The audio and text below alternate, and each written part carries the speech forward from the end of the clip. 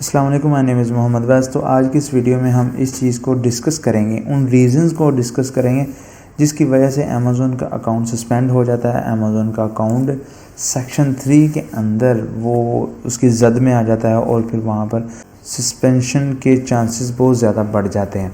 तो वो कौन सी रीज़न है? क्योंकि आजकल एक अकाउंट सस्पेंडेड के जो एक वेव चली है जो कि बहुत ज़्यादा अमेज़ॉन के अकाउंट को असरअंदाज कर रही है। तो क्या रीज़न है डीएक्टिवेशंस की और कौन सी मिस्टेक करते हैं, किस तरह हम उन मिस्टेक को अवॉइड करने के बाद फिर हम उसको कवर अप कर सकते हैं अपने अकाउंट को, किस तरह हम उसको एक सेफ़ तरीके के साथ लेकर चलते हैं। तो अगर मैं इधर अपने से मैं अगर नाम रखूँ तो पहली रीज़न की अगर मैं बात करता हूँ तो इधर मैं लिखता हूँ।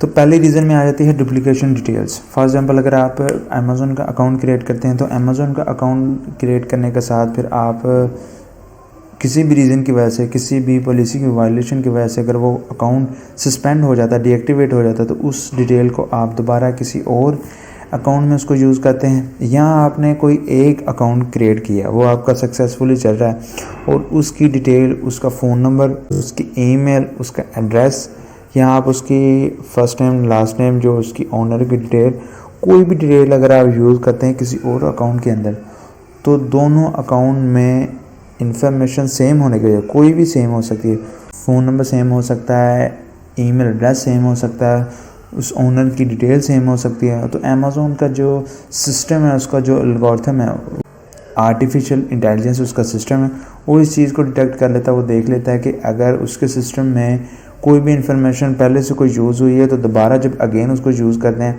तो फिर वो डुप्लीकेशन की वहाँ पर डिटेल आ जाती है। अगर कोई भी अकाउंट किसी भी चीज़ की वायलेशन करता है तो वो सस्पेंड होता है, तो उस एड्रेस या इंफॉर्मेशन के सेम होने की वजह से दूसरा अकाउंट भी डीएक्टिवेट हो जाता है, वो भी अकाउंट भी सस्पेंड हो जाता है। तो ये एक बहुत बड़ी रीज़न है। जब भी आपने अमेज़ॉन का अकाउंट क्रिएट करना तो आप सिंगल डिटेल सिंगल अकाउंट के लिए यूज़ करें। कभी भी आप एक डिटेल को दो अकाउंट के लिए यूज़ ना करें।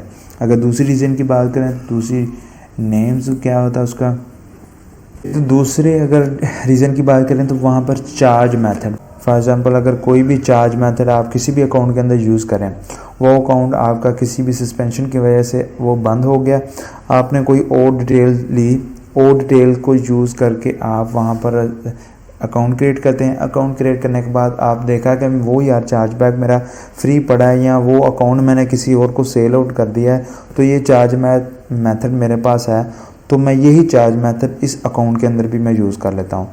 तो आपने पहले वहाँ पर किसी और अकाउंट के अंदर वो चार्ज मेथड यूज़ किया होता है, तो फिर आप वही किसी रीज़न की वजह से यहाँ आपने अकाउंट वो उसको फ़ारग कर दिया, अकाउंट सेल आउट कर दिया, या कोई भी रीज़न है कि जो आप पुराने चार्ज मेथड को आप नए चार्ज मेथड के लिए यूज़ करते हैं, नए अकाउंट के लिए उसको यूज़ करते हैं, तो फिर आपका दोनों सेम होने की वजह से यहाँ फ्यूचर में अगर वो अकाउंट ने कोई पॉलिसी वायलेशन की है तो वो आपका अकाउंट फारग हो गया, आपने एक नई डिटेल को यूज़ किया, तो चार्ज मेथड आप पुराने का नए पे यूज़ करते हैं, तो फिर सेम होने की वजह से उसने वायलेशन की है इस अकाउंट ने, तो फिर ये अकाउंट भी आपका ट्रिगर करके फिर ये भी सस्पेंशन के चांसेस के बहुत ज़्यादा बढ़ जाते हैं, ये भी आपका डीएक्टिवेट हो जाता है। तो इससे भी आपने चीज़ को अवॉइड करना है। इस रीज़न से भी बहुत ज़्यादा अमेज़ॉन के अकाउंट जो डीएक्टिवेटेड होते हैं। तो अगर हम अगले रीज़न की बात करें, तो अगर तीसरी रीज़न की बात करें तो आप एक single machine, for example single PC, single laptop, या कोई भी अगर आपका कंप्यूटर्स वगैरह है तो आपका वो सिंगल सिस्टम है ना, उस सिंगल सिस्टम के ऊपर आप मल्टीपल मेन अकाउंट्स को रन करते हैं।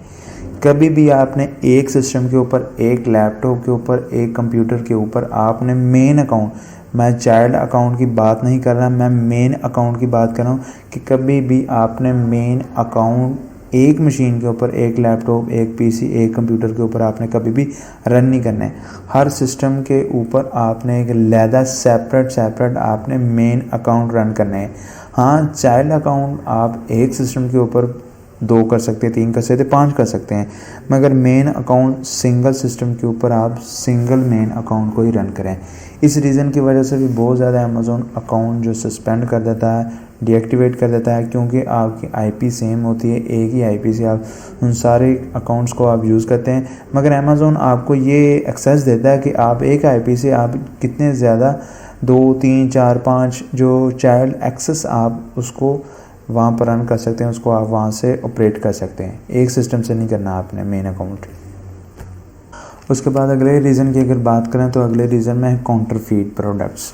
काउंटरफीट प्रोडक्ट्स ऐसे होते हैं कि फॉर एग्ज़ाम्पल आपने किसी भी लिस्टिंग के साथ किसी भी ब्रांड के साथ मीटू किया, तो उसकी प्रोडक्ट्स या उसकी इन्वेंट्री आपने किसी भी लोकल मैन्युफैक्चर से या किसी भी ऐसी मार्केट से ली जो कि एक ओरिजिनल प्रोडक्ट्स ही नहीं है, वो काउंटरफीट प्रोडक्ट्स है, तो वो आपने वहाँ से बाय किया उस इन्वेंट्री को और वो वहाँ पर आप सेल आउट कर रहे हैं।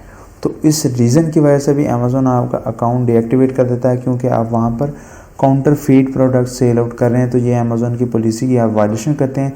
तो अमेज़ोन कभी भी नहीं ये चाहता कि आप मेरे प्लेटफॉर्म के ऊपर आकर आप इस तरह की कोई हरकत करें। तो अमेज़ोन उस सेलर को 1 मिनट से पहले निकाल कर बाहर फेंकता है, जो कि उसकी कम्युनिटी के ऊपर इतना बड़ा इफेक्ट करता है। क्योंकि अगर किसी भी बाहर के पास काउंटरफीट प्रोडक्ट जाते हैं, कोई जाली प्रोडक्ट्स जाते हैं, तो वो कहता है कि यार ये तो अमेज़ोन इतना स्ट्रिक्ट पॉलिसी उसकी, तो ये मेरे साथ धोखा हो गया। तो ऐसे सेलर्स को उठाकर बाहर फेंकता है। तो इस रीज़न को भी आपने अवॉइड करना है अगर आपने अपने अकाउंट को सस्पेंशन से बचाना है। तो अगर हम अगले पॉइंट की बात करें तो अगले पॉइंट में आ जाता है नॉट यूज़ सिंगल ईमेल। ये मैं आपको डुप्लीकेशन डिटेल के अंदर भी मैंने बता दिया, मगर यहाँ पर इस पॉइंट का ये मतलब है कि आपको अमेज़ोन अलाउ करता है कि आप एक ईमेल के ऊपर आप 3, 4, 5, 10 अमेज़ोन के अकाउंट की चाइल्ड एक्सेस ले सकते हैं।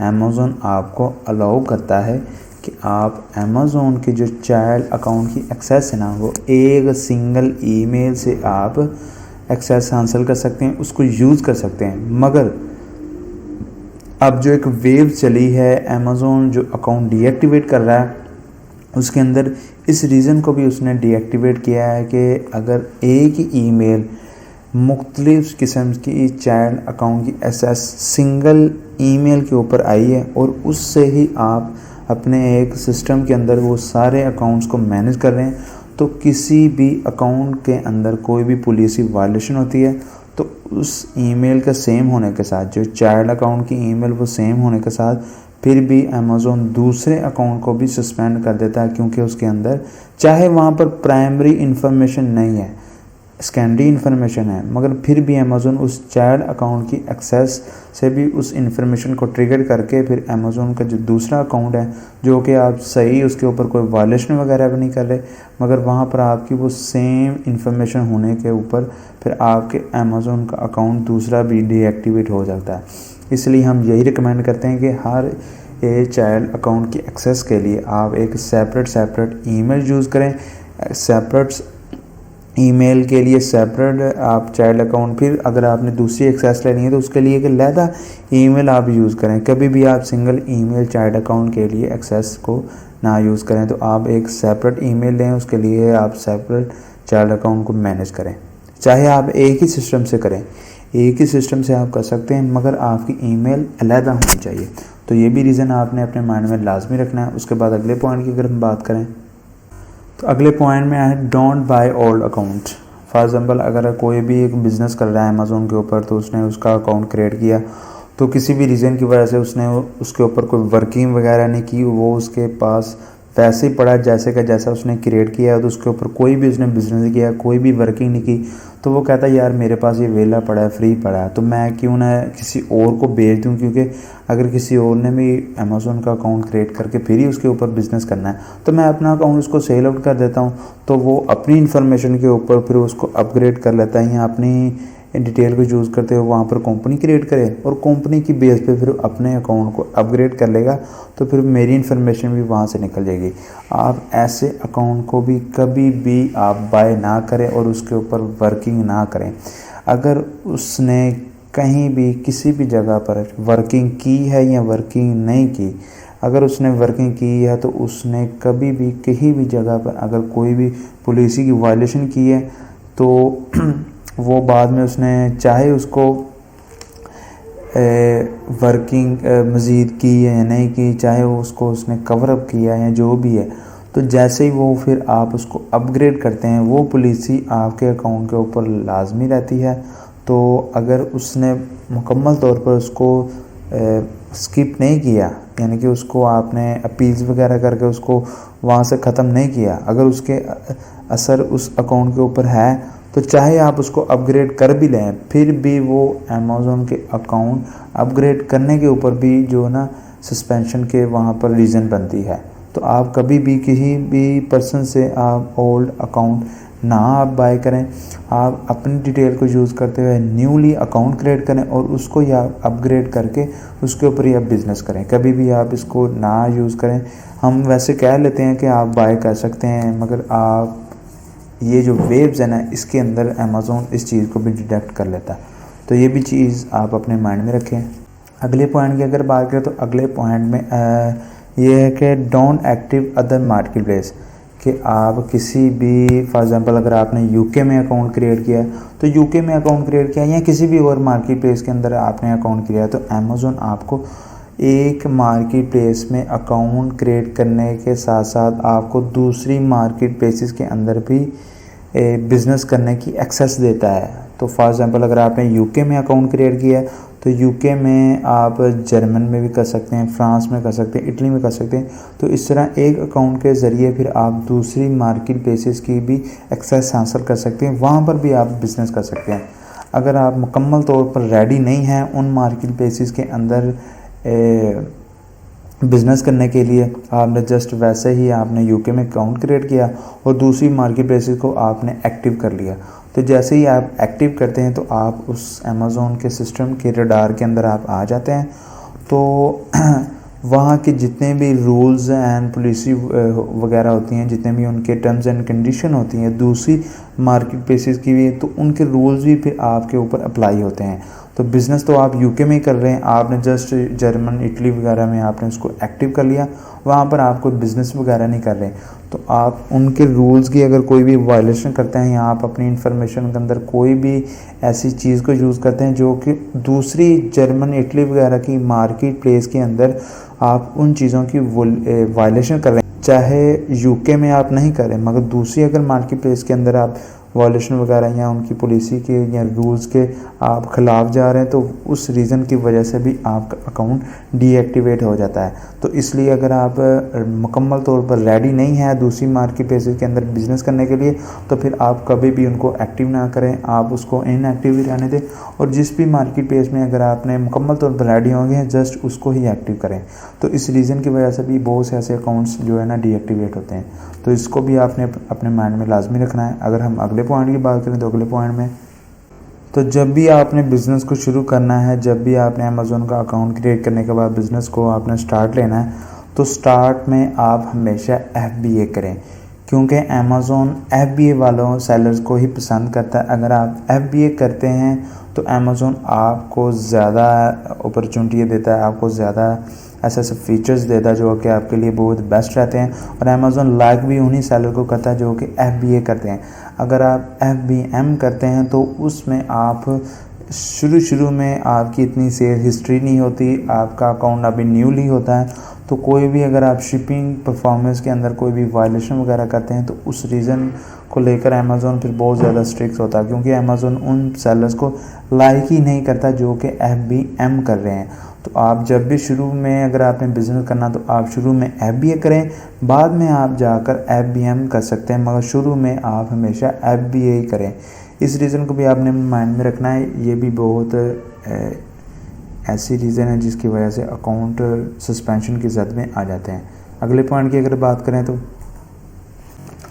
अगले पॉइंट में आ जाता है कि कभी भी आप उस प्रोडक्ट्स को लिस्ट ना करें या कभी भी आप उस इन्वेंट्री को लिस्ट ना करें जिसकी इनवॉइसेस आपके पास ना हो, क्योंकि जब आप कभी भी अगर होलसेल का बिज़नेस मॉडल कर रहे हैं या कोई भी आप बिज़नेस मॉडल कर रहे हैं तो उसके ऊपर अमेज़न आपसे इन फ्यूचर किसी ना किसी जगह पर आपको कहता है कि आप अपना यहाँ पर इन्वॉइसेस वगैरह को सबमिट करें। अगर आप वहाँ पर सबमिट नहीं करते तो अमेज़न आपके सेक्शन 3 के अंडर फिर आपका अकाउंट सस्पेंड कर देता है और उसमें आपको यही कहता है कि आप इस पर्टिकुलर प्रोडक्ट्स की आप इन्वॉइसेस मुझे यहाँ पर अपलोड करें, यहाँ पर मुझे उसको अपडेट करें यहाँ पर। तो फिर आपके पास उस प्रोडक्ट्स की इन्वॉइसेस वगैरह नहीं होती, आपका फिर माइंड ये उसकी तरफ चला जाता है कि मैं किसी भी जगह से फेक इन्वॉइसेस बना लूँ या मैं किसी ऐसे सेलर्स के साथ कॉन्टैक्ट करूँ जो कि मुझे उसकी इन्वॉइसेस रेडी करके दे, जो कि बहुत ही वो इनऑथेंटिक वे है जो आप वहाँ से करते हैं।